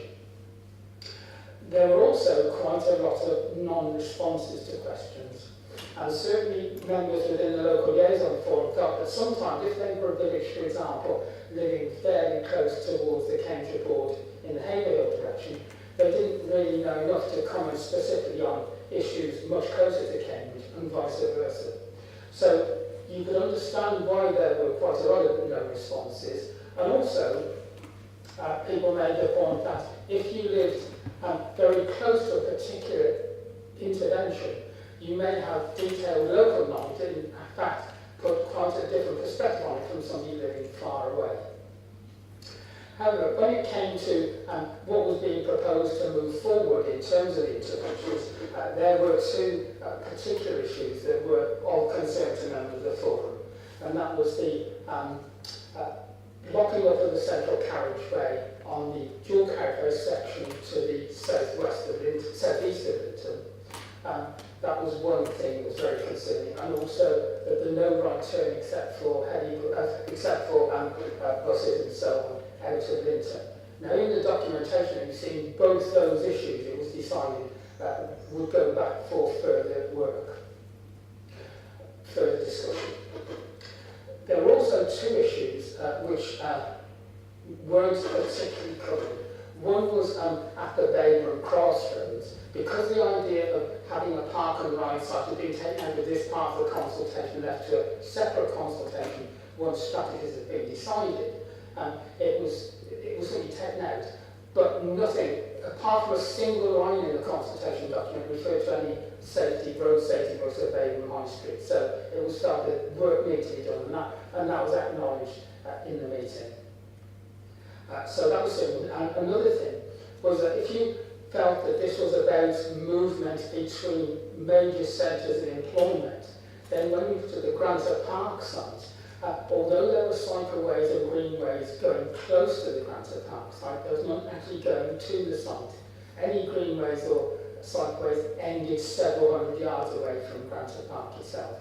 And that was another issue that was felt would require further work. And that was again stated in the paper. So basically, the local liaison was agreeing with the further work that was suggested within the document itself that you had.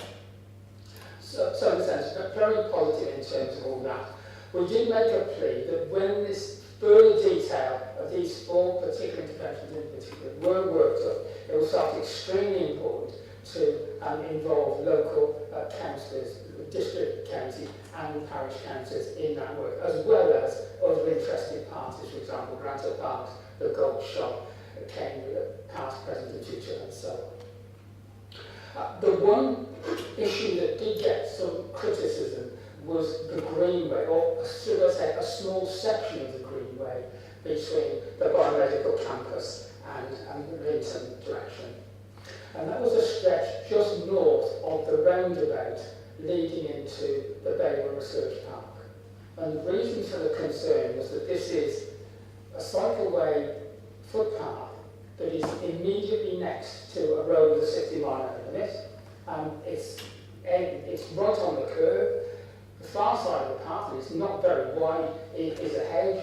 If there was any accident, it would be very difficult to get out of the way. You could easily come off the curb, particularly in the dark when it wasn't lit. And also, at night, anyone cycling along that stretch of path would meet oncoming traffic and be blinded by the headlights. So it's that although the concept of the greenway was fine and should be developed, there was that particular stretch that really did need careful looking at. Having said that, I think I've really covered everything I said to the Joint Assembly. I know your clerks over there had a copy of what I said there, and I'll send them this slightly modified version. There was one thing that was said, however, at the Joint Assembly that I would like to pick up, and that was after I finished speaking and didn't have a chance to respond. Somebody said, looking at the maps, there's one of the things in the maps is the agri-tech hub. And in a sense, the agri-tech hub, there's a planning application that was turned down by Sarah County, and therefore that should be struck out of the documentation. Well, yes, the agri-tech hub was struck out of the documentation, but you can't rewrite history. This consultation that we're referring to took place towards the end of January to early March. And at that point, the planning application hadn't been determined. And certainly there was a view of local liaison forum members that all possible developments in the area should be included at the point when the consultation took place. So although in a sense events have gone beyond what was in the documentation, it's still fair and valid that that was in the documentation we've seen and was part of the consultation. Okay. So I'm very positive. I'd like to thank officers for all the work they've done getting where we are, and hopefully fully engage them in the future. And thank you for your indulgence. It was very generous. I hope you do it for me sometime. So no, thank you. That was a really good précis, and I just checked with Peter that obviously you deserve responses on those, and you've already raised most of the issues. So. That's right, and they're reflected in the paper, Chair. Yeah. Yes, they're in. I mean, I'm looking at a number of them here, but clearly there's that spirit that this is an evolving project. And we've got on with some of the wins. There may be some not so quick wins that we can obviously have a look at. Yeah, because I wasn't able to get the document over in front of me, I've forgotten the most important one. We were really pleased to see there's some potential for wins that could actually be implemented within the next year or so. So we're very encouraged by that going forward. Yeah. I wasn't trying to say any opposed to what's in the paper. It's just that the local liaison picked up exactly the same issues. And they were really concerned about it, as were officers following responses, and Peter actually did attend the local liaison forum meeting. Okay. No, well, thank you, Tony. And we didn't need your encouragement, but we've already approved the funding. Okay. So thank you to all of those who stuck the course, and we knew Tony was coming, and we got there. So thank you. We look forward to seeing everybody again on the 11th of October. Closed again. Bye.